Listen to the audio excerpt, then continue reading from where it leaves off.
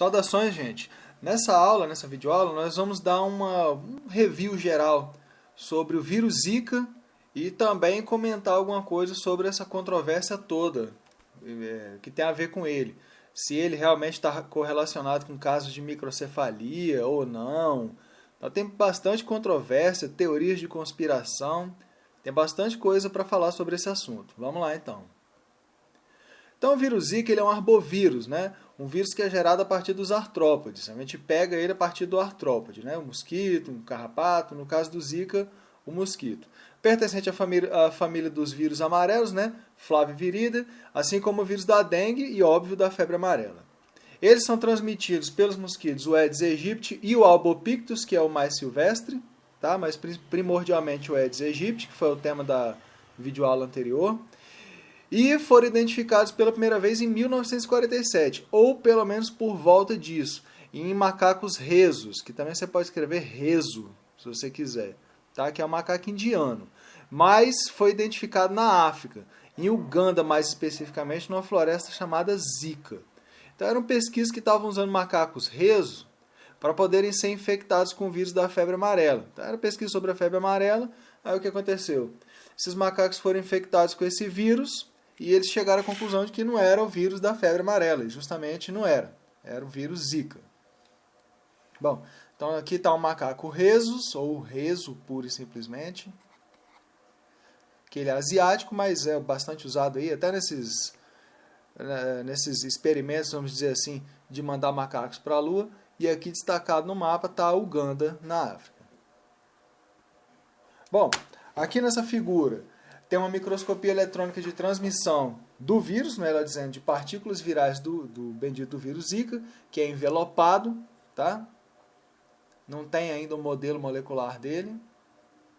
E continuando sobre as informações, então, como dito, são arbovírus, né? Vírus gerados ou que têm origem, digamos assim, a partir dos artrópodes. Esses vírus eles têm como genoma uma molécula de RNA de cadeia simples ou fita simples, e positiva, ou seja, funciona como RNA mensageiro dentro das células. Então são vírus que são capazes de infectar os artrópodes, por isso que eles conseguem passar esses vírus para a gente, e também conseguem infectar as células humanas, por isso que a gente pega dos artrópodes, justamente. A gente pode ser o hospedeiro do vírus por causa disso. O artrópode consegue transmitir o vírus para a gente, o mosquito, por exemplo, porque os vírus infectam as glândulas salivares deles. Antes de picar, o mosquito libera saliva no local onde ele vai picar, porque a saliva tem substâncias anticoagulantes, analgésicas e tudo mais. Anti-inflamatórios e tudo mais.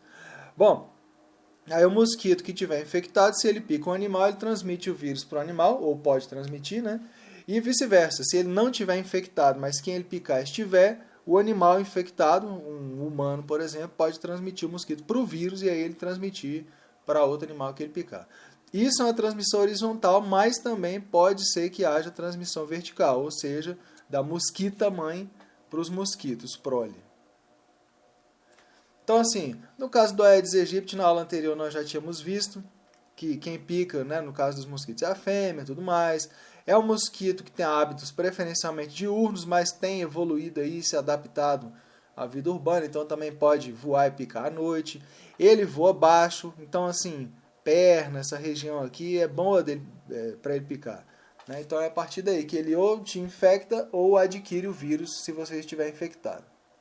No caso dessa figura aqui, esse aqui é outro vírus, é o vírus do chikungunya. Bom, então foi descoberto em 1947 o vírus. As primeiras evidências de humanos infectados datam de 1952. Então em 1952 conseguiu se identificar o vírus infectando humanos. Então, assim, até 2013, de 1952 até 2013, só tinham sido registrados casos na África, aí depois, em 1966, na Ásia, então ele foi se propagando, Depois, em 2007, na Oceania, Micronésia, Polinésia, aquelas ilhas todas lá, aquele negócio todo. E nas Américas, o primeiro caso detectado foi na Ilha de Páscoa, que é território chileno. No Brasil, o primeiro caso foi em 2015. Em maio, mas também dependendo de onde você ler, vai dizer que é abril. Enfim, no primeiro semestre de 2015, na Bahia, em Camaçari. Disse que foi uma equipe de atletas de alguma ilha dessas aí da Oceania que foi participar de uma competição lá e acabaram levando o vírus para a Bahia, né? E desde então tem se espalhado por outros países americanos o bendito vírus. E rápido, porque se você for parar para pensar, em 2015 chegou aqui na Bahia, nós estamos agora em fevereiro de 2016, ele já está aqui no México. Então assim, já já o sujeito vai para Disney e vai pegar uma zika lá, por exemplo. Tá? E começou aqui em Uganda. Né? Se espalhou nesse sentido, assim, mais ou menos. Até chegar aqui no Brasil. E subindo. Bom, sobre a febre zika agora, que é uma doença até branda, tá? Então, assim, os vírus, né, por serem arbovírus, eles infectam lá glândulas salivares do mosquito e tudo mais, mas eles também infectam células humanas, células presentes na pele, por exemplo, queratinócitos, fibroblastos, que é da derme, né, a célula que produz matriz extracelular, e células dendríticas, que são células do sistema imunitário. Tá? Então, todas essas aí estão localizadas na pele, essas aí o vírus da febre zika, ou o vírus zika, consegue infectar. Os sintomas é o seguinte, os sintomas das pessoas que têm essa infecção com o vírus zika, eles são muito similares ao de quem está infectado ou com o vírus da dengue ou do chikungunya. Chikungunya, lembrando, não pertence à mesma família. Né? Vírus da dengue, febre amarela e zika, eles são flavivírus. O chikungunya é togavírus, então é outra família. Inclusive o da rubéola também é togavírus. Mas os sintomas são muito similares. Né? Então, por exemplo, tem essa figura aqui que mostra esses sintomas. Dor de cabeça. Eu mesmo agora estou com dor de cabeça. Deus queira que eu não esteja com zika. Febre eu não estou. Então, assim, olhos vermelhos e dolorosos. Dor nas articulações, coceiras, dor muscular. Isso aí são sintomas em geral. O que eu pude entender é que o principal sintoma são essas manchas avermelhadas na pele. Essas erupções aqui. Isso aqui é o que se destaca mais na infecção pelo vírus zika. Até botei outras figuras aqui, ó, por exemplo. Essa que compara vírus da dengue, chikungunya e zika. Então você vê que os sintomas eles são muito semelhantes. O mesmo sintoma não é de uma doença só. Um determinado sintoma, tipo esse das manchas avermelhadas, aparece nas 3 infecções. Tanto dengue, tanto chikungunya quanto zika. Tá? Dor nas articulações e tal, aparece neles. Tem essa outra aqui, ó, que estava circulando inclusive no WhatsApp, que é de um hospital lá de Pernambuco. Parece que é o Hospital Regional Dom Moura, está ali na figura. Então aqui tem o zika, em que ele destaca febre, conjuntivite, olhos vermelhos, afta, coceira. É muito sintoma, tá? E as benditas lesões vermelhas na pele. É bastante sintoma. Olha só, se você compara o zika com o chikungunya e o dengue, chikungunya, zika, chikungunya, dengue, os sintomas são muito parecidos. Então assim, às vezes até o pessoal fica, e ainda mais perguntando para professor de biologia, que é a pior coisa, né? Como é que faz para identificar quais são os sintomas? Pelo amor de Deus, né?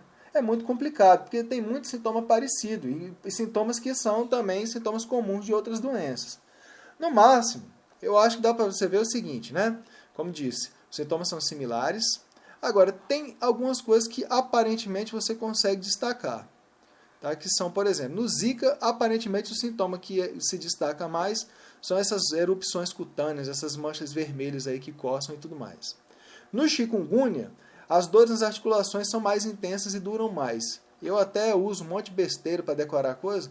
Tem esse povo que treina Kung Fu, treina uns negócios lá de Qigong também, um negócio assim. Aí eu lembro lá que Kung Fu bate, quebra, mete porrada, eu acho. Né? Então faz de conta que o Qigong também, aí articulações tem a ver com luta, dores nas articulações. E a dengue tem um dos sintomas que eu, pelo menos, não vi como sendo comum das outras duas, são essa fraqueza, enjoo, sangramento, dores no corpo todo e por aí vai. Agora, para identificar mesmo, tem que ser a partir de exame de sangue, exame sorológico, para se realmente identificar o vírus lá. Porque só no olhômetro, nesses sintomas aí, só quem vai poder dizer, obviamente, o que fazer é o médico. Né? Não é professor de biologia, não é aluno, nem nada do tipo. Tá? De qualquer forma, de acordo com os CDCs americanos, né? Centros para o Controle de Doenças americanos, só 1/5 ou 20% dos infectados vão desenvolver os sintomas ou ficar doente. Então, assim, é brando. O cara pega a infecção nem sabe que está infectado com zika, nem nada. Dificilmente vai causar a morte, mas claro, né? Se uma pessoa tiver algum problema de imunodeficiência, tipo AIDS, aí é possível causar a morte, né? Dentre os sintomas mais comuns, já vimos febre, que também é sintoma de um monte de coisas, né? As erupções cutâneas, de novo, parece ser o sintoma mais característico. Dores nas articulações, que o chikungunya e a dengue também tem, especialmente chikungunya. Olhos vermelhos, né?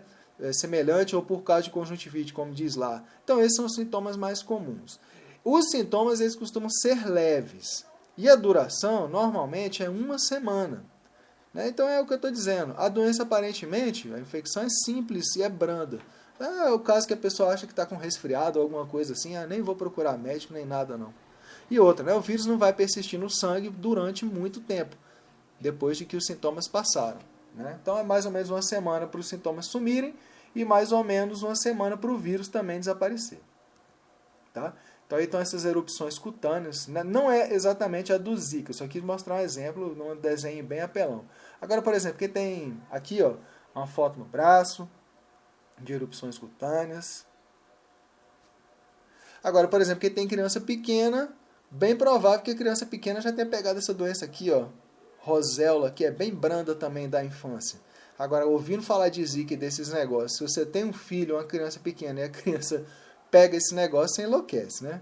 Mas só para você saber, gente, que sintomas de doenças, eles são comuns a várias. Eu mesmo, como professor de biologia, detesto ficar falando desses negócios de sintomas de doença. Tá? Só para constar isso aí. Bem, no que diz respeito ao tratamento e à profilaxia, de acordo com o CDC, de novo, não tem ainda um medicamento específico que você tome e elimina o vírus. E no momento, os pesquisadores, né, americanos e brasileiros, inclusive, eles estão tentando desenvolver uma vacina. Né? Tomara que consigam, inclusive.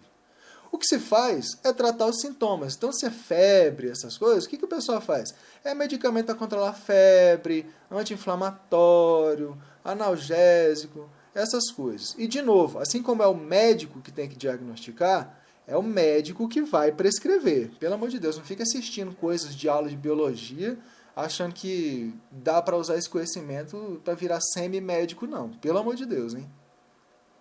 Bom, também, né, no que tange a profilaxia, é preciso tomar medidas para se prevenir tomar picadas, claro, vestir roupa, calça.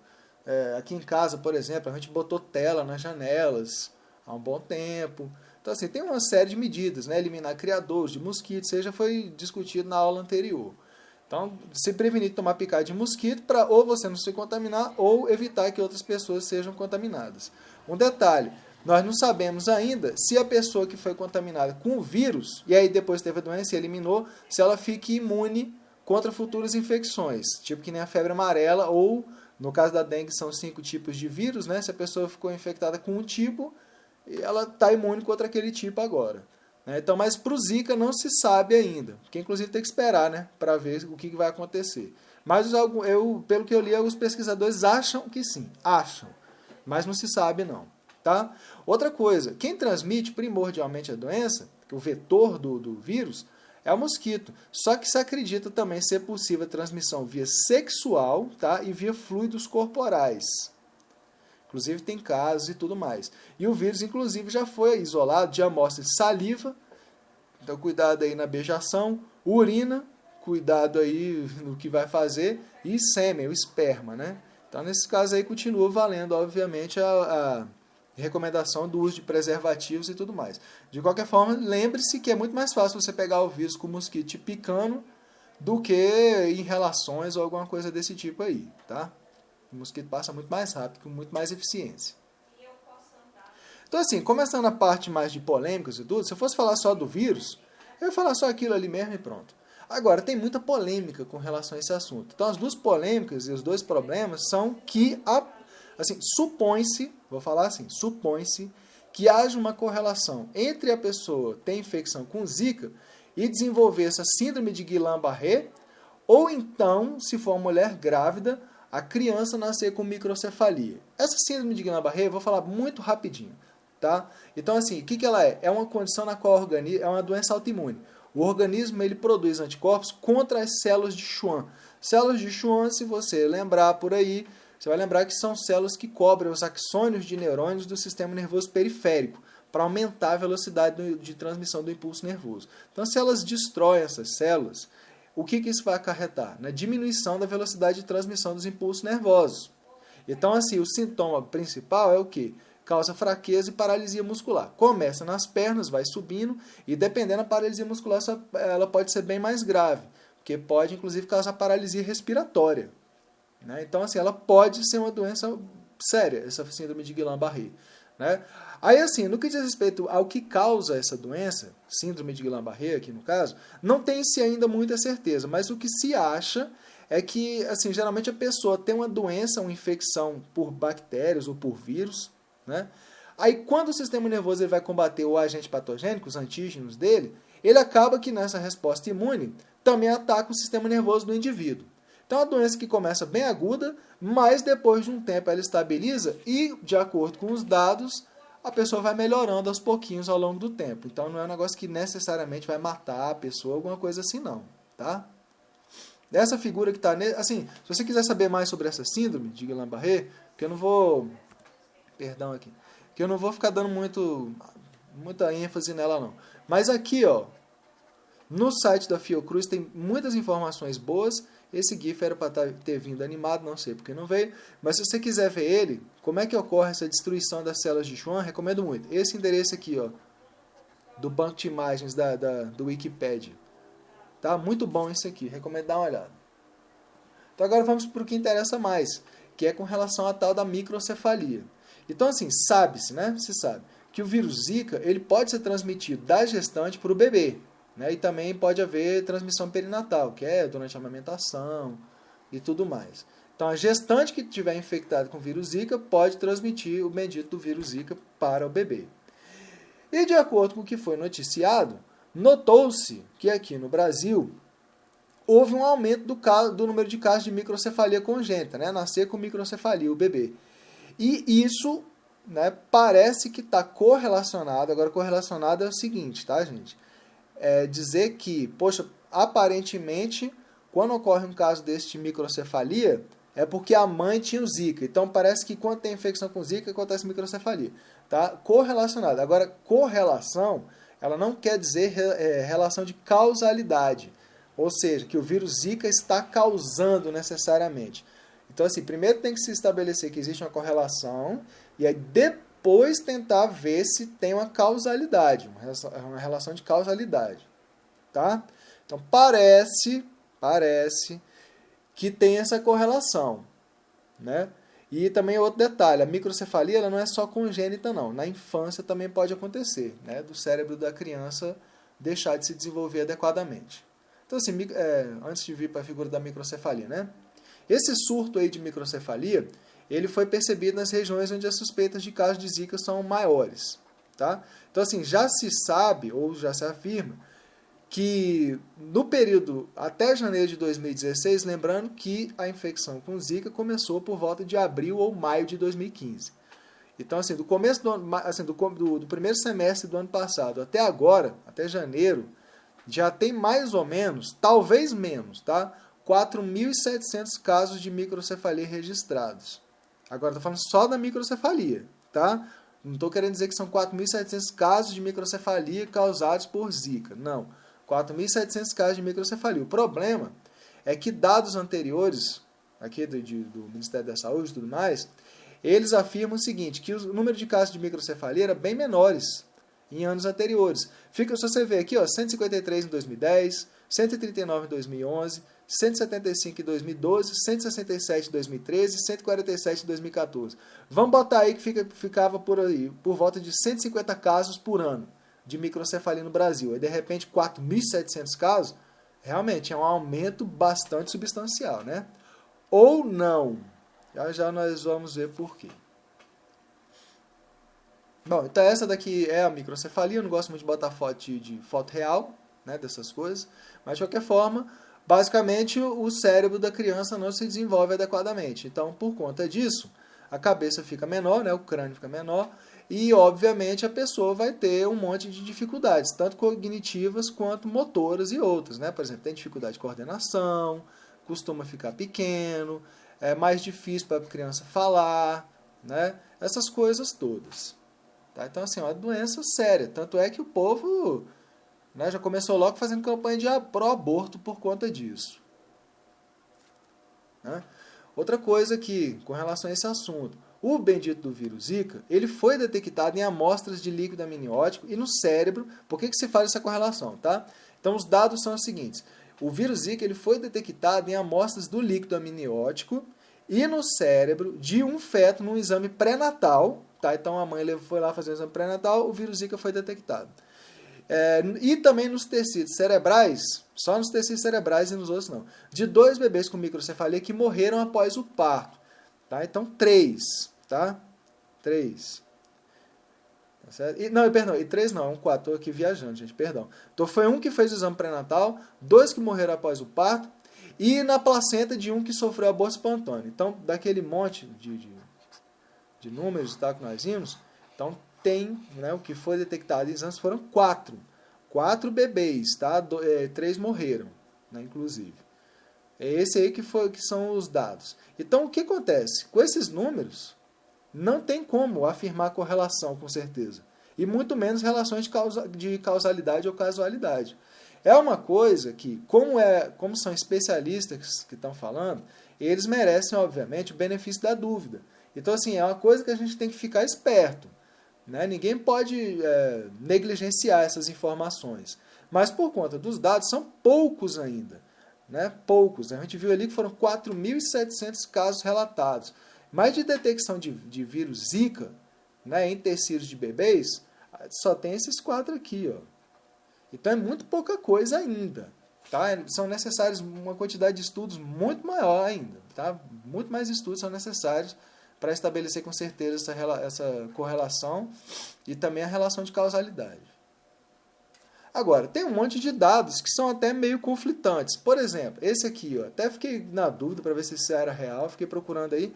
Aparentemente é real. Na Colômbia também, ó, 3.177 mulheres grávidas foram diagnosticadas como tendo o Zika. Mas lá nenhum caso de microcefalia foi identificado. Tá? Aqui 4.700, lá nenhum. Então, assim, é estranho esse dado. Também na Polinésia Francesa, no caminho para chegar aqui nas Américas, né, onde teve infecção de Zika antes, de acordo com os dados de lá, não se notou aumento no número de casos de microcefalia. Então, na Colômbia nada, na Polinésia Francesa também nada demais. E esse dado aqui, né, esses dois aqui, é que são um pouco esquisitos. Porque fizeram um novo levantamento. Uns médicos aqui do Brasil mesmo fizeram um estudo novo, que eles reavaliaram uns 16 mil diagnósticos, mais ou menos, por aí, para ver se realmente os casos de microcefalia eram tão baixos assim. Então, de acordo com um boletim novo publicado pela Organização Mundial de Saúde, isso aqui não é o blog do conspirador, o blog do odeio sei lá quem, tá? É de acordo com a Organização Mundial de Saúde. Então, de acordo com esses dados aí, os números de casos de microcefalia no Brasil eles eram bem mais altos do que aqueles divulgados, de aproximadamente 150 por ano. Na verdade, os números anteriores estão por volta de 6 mil por ano. Então, olha só, o que foi... deixa eu até voltar os slides aqui. O que o pessoal achou esquisito foram 4.700 casos. E a noção que se tinha era de que eram 150 por ano. Então, realmente... Se eram 150 por ano e foram detectados 4.700 casos, isso é muita coisa. Mas de acordo com esses dados novos, aqui, então na verdade não era 150 por ano, eram 6 mil por ano. Tá? Então esse é um dado muito estranho. Tá? Que até é meio conflitante com relação a essa afirmação de que há correlação entre a infecção com Zika e o desenvolvimento de microcefalia. Né? Desde novembro de 2015, então, são 462 casos de microcefalia analisados, sendo que desses 41, tá? 41 são associados ao Zika. Então, mesmo assim, não é a quantidade alta de casos. Assim, não vou dizer que é negligenciável, claro que não. Mas também não é a metade, tá? Desse número todo aí. Então, continua o negócio um pouco complexo. Inclusive porque, olha só, microcefalia ele é um problema que pode ser causado, por exemplo, por todas essas coisas aqui, ó. Anormalidades genéticas, síndromes cromossômicas, né, tipo a própria síndrome de Down.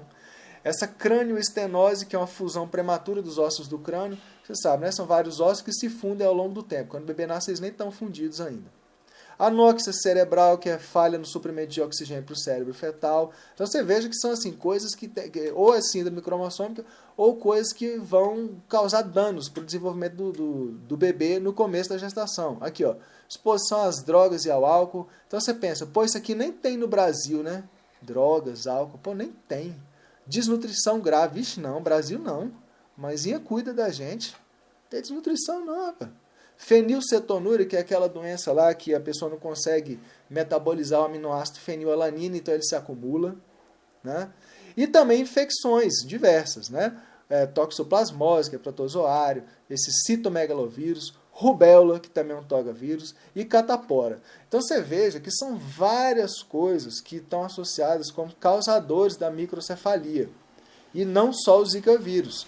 E você perceba que essas coisas todas aqui, obviamente, podem acontecer e muito aqui no Brasil, infelizmente. Tá? Então, por isso que é difícil estabelecer essa relação de causalidade. Né? Precisa de mais estudos ainda para ver isso aí. Como eu disse e repito, não é algo para ser negligenciado, mas também não é uma coisa ainda que quando a gente vê alguma notícia achar que é Deus falando. Tá? Vamos esperar mais dados. Então, assim, outras controvérsias. Eu só vou comentar 3 aqui, tá? Tinha, por exemplo, na aula sobre o mosquito, eu falei que se faz controle biológico com mosquitos transgênicos. Então tem gente acusando os mosquitos transgênicos de serem os causadores da microcefalia. Mas naquele caso ali, eu nem botei aqui porque, assim, os mosquitos transgênicos que são soltos no ambiente, inclusive, são os machos. E macho não pica. Né? Quem pica é a fêmea é selvagem mesmo, silvestre. Então não faz diferença. Sinceramente, não faz diferença. Tá? Geralmente quem acusa é grupo contra a pesquisa com transgênicos e tudo mais. Nós vamos ver um exemplo disso aqui já. Então, assim, uma das primeiras controvérsias que surgiu, né, até conspiratórias, foi isso aqui. Que foi usado um lote de vacinas contra a rubéola vencida. Né? E é por conta disso, isso aí, né, que causou o surto de microcefalia no Nordeste. Então você veja que a gente acabou de falar que infecção com o vírus da rubéola, ele realmente pode causar microcefalia. Aí o vencido aqui, a vacina vencida, eu presumo que a pessoa está pensando que o vírus voltou a viver, ou algo assim. Porque o que se faz com essas vacinas, se você lembrar, é atenuar o agente patogênico, ou usar alguma substância presente nele, né, para gerar uma resposta imune.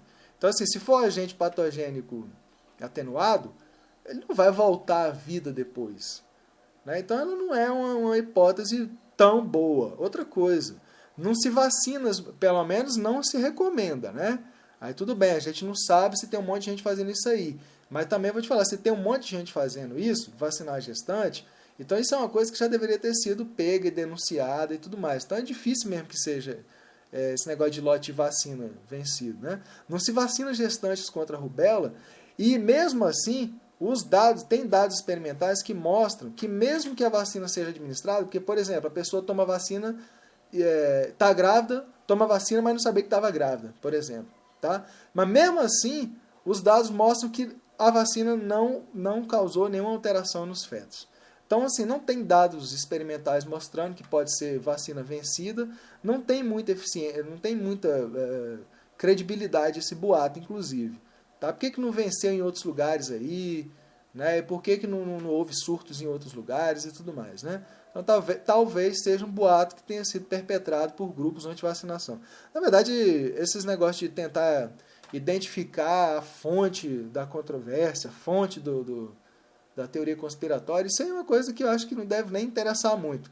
É só você analisar o negócio e ver se tem cabimento ou não. No caso, esse daqui, provavelmente não. Provavelmente não. Outra, essa é boa porque o pessoal gosta de fazer teorias da conspiração, elaborar, com gente ou instituições ricas, de poder. Porque você sabe, se a pessoa tem poder, se a pessoa tem dinheiro, a pessoa tem poder. E pessoas com poder podem te sacanear. Por exemplo, moluscos. Molusco tem muito poder. Molusco foge de depoimento, né? Rouba, tem sítio com torre de telefone, celular, não sei mais o que. Então você sabe que dinheiro dá poder e com o poder, né, a pessoa pode sacanear. Com grandes poderes vem grandes responsabilidades ou grandes sacanagens. Então tem uma fundação dessas aí milionárias, tem várias, né? Fundação Rockefeller. E o pessoal então tem gente que diz que o vírus Zika, na verdade, era uma espécie de arma biológica, uma arma de controle populacional criada por essa fundação. né? Aparentemente, a ideia era reduzir em muito os números de humanos no planeta. Essa Fundação Rockefeller, se você for na página deles lá, diz que eles financiam estudos para poder desenvolver remédios, coisas para a melhoria do bem da humanidade. Só que essa fundação mesma, ela já financiou alguns estudos e iniciativas eugenistas, que é melhoramento da espécie humana. É um negócio tipo nazista. Inclusive, quem financiava aquele médico lá, o Mengele, antes dele ir para Auschwitz, que era o campo de concentração lá, fazer os experimentos dele, era a Fundação Rockefeller. Então a Fundação Rockefeller já financiava esse tipo de coisa. E também está envolvido em campanhas pró-aborto aqui, inclusive no Uruguai. Então, assim, eles têm esse histórico de financiar e se envolver em certas coisas que podem ser consideradas, assim, coisas de má fama. Né? Eugenia, com certeza, para qualquer pessoa hoje em dia. Aborto, tem gente até que apoia, eu particularmente não. Então, para mim, se meter em aborto, em campanha pró-aborto, é coisa de má fama mesmo. Mas, enfim. Agora, por que o pessoal, então, desconfia da Fundação Rockefeller? Porque naqueles estudos iniciais lá, em que foi identificado o vírus Zika, houve a participação de laboratórios da Fundação, tá? No isolamento e na identificação do vírus. E aí, o que o pessoal viu por aí? O pessoal até que faz umas coisas interessantes, né? Tem uma entidade aí, essa ATCC aqui. Eu não sei o nome correto da instituição, é alguma coisa a ver com culturas celulares. Mas, em resumo, é uma companhia que guarda e vende amostras biológicas. Então, tem amostra contaminada por vírus, amostras, se não me engano, de célula tumoral, essas coisas todas aí de biotecnologia que se usa nos laboratórios. E eles vendem lá, assim, amostras contendo o vírus. Então, o pessoal, caraca, aí você vê nesse site aí, se você for dar uma olhada, quem doou as amostras para essa instituição foi realmente uma pessoa da Fundação Rockefeller. Então o pessoal vai ligando os pontos. Pô, os caras já pensaram nesse negócio de eugenia. Os caras, a gente acha que eles têm esse objetivo de diminuir a quantidade de humanos no mundo. Aí estão vendo aí que talvez o vírus Zika cause microcefalia. Os caras estão vendendo um negócio mesmo na cara de pau. Pô, aí você vê, por exemplo, também, né? Aqui do Brasil, no caso. Logo que começou esse negócio, já começou todo mundo a falar de aborto, Drauzio Varela, Dilma. Aliás, eu não posso falar Dilma, eu tenho que falar Gilma. Gilma. Um monte de gente começou aí a falar. Então, assim, a pessoa vai ligando os pontos e até parece que a coisa faz sentido. Só que, assim, é o tipo de coisa que é especulativo. Não tem evidência direta. Uma coisa é a instituição já ter se envolvido em projetos de mau gosto, digamos assim. Né? Então se faz acusações feitas com má fama da instituição. E ela é fortalecida por algumas coincidências que a gente viu aí e pelo fato de que eles têm dinheiro e têm poder. Agora, é o tipo de coisa que dificilmente alguém poderia provar diretamente. Eu, particularmente, acho que é só um conjunto de coincidências. Acho que eles não têm esse objetivo, né, de eliminar as pessoas assim, não. Tá? Tem formas até mais eficientes de se fazer isso, né? Como promover campanhas pró-aborto e tudo mais e outras coisas. Mas dificilmente essa controvérsia, essa conspiração aí envolvendo Fundação Rockefeller, e tem até uma com Bill Gates, né? O pessoal usa pessoas de poder. Dificilmente isso aí é viável. Tá? Então, mais uma coisa que dificilmente vai ser viável. E por último, tem um grupo aí de médicos argentinos que diz que, na verdade, quem está causando a microcefalia é um larvicida com esse nome aí, a figurinha dele está ali embaixo. O piriproxifeno. Esse aí ele é adicionado em reservatórios de água potável. Claro que em baixíssimas concentrações, para causar dano só nas larvas. Então o povo acha que ao longo do tempo ele foi se acumulando nos humanos e agora está causando microcefalia. Mas, de novo, não tem, é especulação. Tá? São hipóteses não comprovadas, porque na verdade os dados experimentais eles mostram outras coisas. Não tem evidências fortes para se apoiar essa hipótese. Eu vi, por exemplo, aí na internet o cara botando um exemplo lá de um estudo, né, que condições experimentais, o larvicida causa problemas em ratos lá. Mas é no teste experimental justamente que o pessoal estava querendo saber qual a dosagem máxima. Então em altas dosagens realmente ia causar problemas em ratos que iam nascer.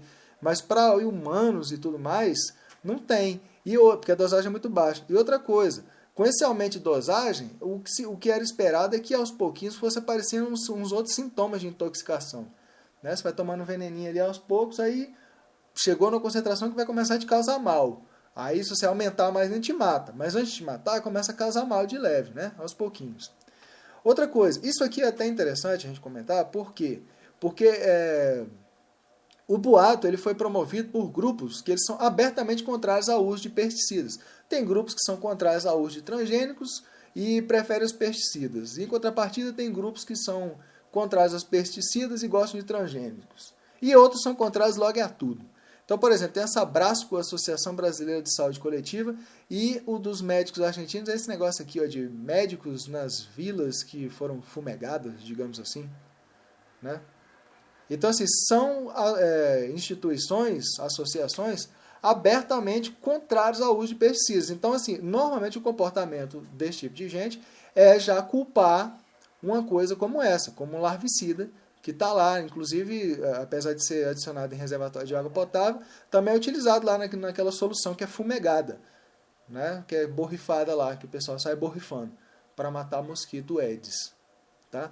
Não que, agora esse detalhe, tudo bem, mesmo sendo contrários a esse tipo de coisa, mesmo eles tendo um viés claro contra inseticidas e tudo mais, não quer dizer que eles estejam errados. Mas provavelmente eles estão errados porque não tem evidência experimental. As evidências experimentais elas dizem o contrário do que eles dizem.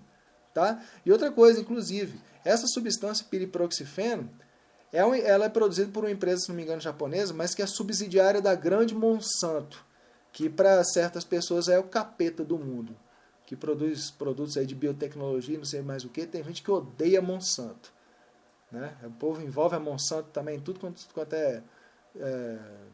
como é que fala? Conspiração e tudo mais. Então, o capeta desse mundo pra galera é a Monsanto. Aí falou que é Monsanto, pronto. É o diabo, então deve ser o diabo atuando aí para matar as pessoas. Mas não tem evidência disso, tá? Então, gente, o que eu tinha para falar sobre esse assunto é isso. Esse é um assunto enorme. Toda hora sai uma notícia diferente, tá? Então, assim, tem muita coisa para falar a respeito. Eu tentei resumir ao máximo, né, para também não ficar uma aula gigantesca. E o que eu acho importante aqui é, claro, né, ter noção sobre o básico, noções básicas sobre o vírus que nós vimos, e lembrar que com os dados até o momento, estou gravando essa videoaula hoje, dia 19 de fevereiro de 2016. Então, assim, não dá para dizer que tem correlação, com certeza, a gente tem que ficar esperto, mas dizer que tem correlação ainda não dá, e nem que haja uma relação de causa e efeito. Né? Tá infectado com vírus, causa microcefalia. Não dá para dizer ainda. Mas vamos ficar ligado e ver no que vai dar essa história. É isso aí, até a próxima e bons estudos.